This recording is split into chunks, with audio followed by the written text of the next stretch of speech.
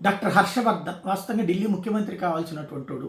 ఇవాళ కేజ్రీవాల్ హర్షవర్ధన్ పునాకి సంబంధించినటువంటి రాజకీయ సమాధి మీద పునాదులు వేసుకున్నాడని చెప్పాలి. ఎందుకంటే అప్పట్లో 31 సీట్లు తీసుకొచ్చాడు ఆయన భారతీయ జనతా పార్టీ. ఓన్లీ ఒక్క సీటు తక్కువలో ఆ రోజున ప్రభుత్వం కుదరల. 32 రావాలి, 31 వచ్చినాయి. అక్కడ 27 ఏమో వీళ్ళకి వచ్చినాయి కేజ్రీవాల్కి, 4 ఏమో కాంగ్రెస్కి వచ్చినాయి. వాళ్ళిద్దరు కలిసి ప్రభుత్వం ఏర్పాటు చేశారు.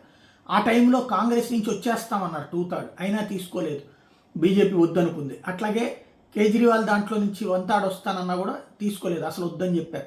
టోటల్గా అట్లా ఆపారు. దాంతో కేజ్రీవాల్ ప్రభుత్వం ప్రారంభమైంది. ఆ తర్వాత పూర్తి అధికారం రావడానికి అవకాశం ఉంది అనుకుంటున్నటువంటి సందర్భంలో అకస్మాత్తుగా హర్షవర్ధన్ పక్కన పెట్టి కిరణ్ బేడీని తీసుకొచ్చి పెట్టారు బీజేపీ వాళ్ళు, అమిత్ షా.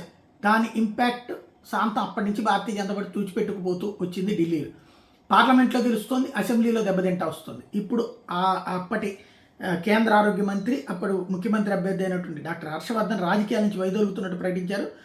ఆదివారం తాజాగా ఢిల్లీలోని చాందినీ చౌక్ లోక్సభ స్థానం నుంచి గతంలో 2014-19 పార్లమెంట్ ఎన్నికల్లో గెలిచాడు ఆయన.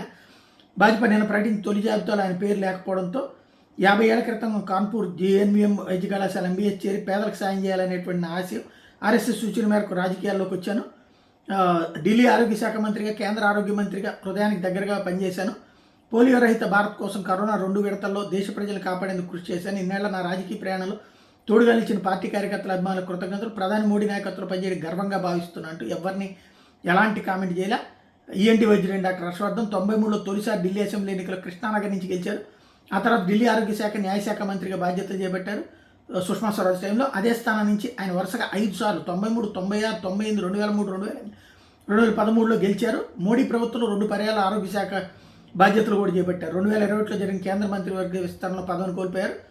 అప్పటి నుంచి ఆయన తన ఇక్కడ పైన డాక్టర్ వృత్తే చేసుకున్నారు. ఇప్పుడు కూడా అదే చేసుకుంటానని చెప్తున్నారు.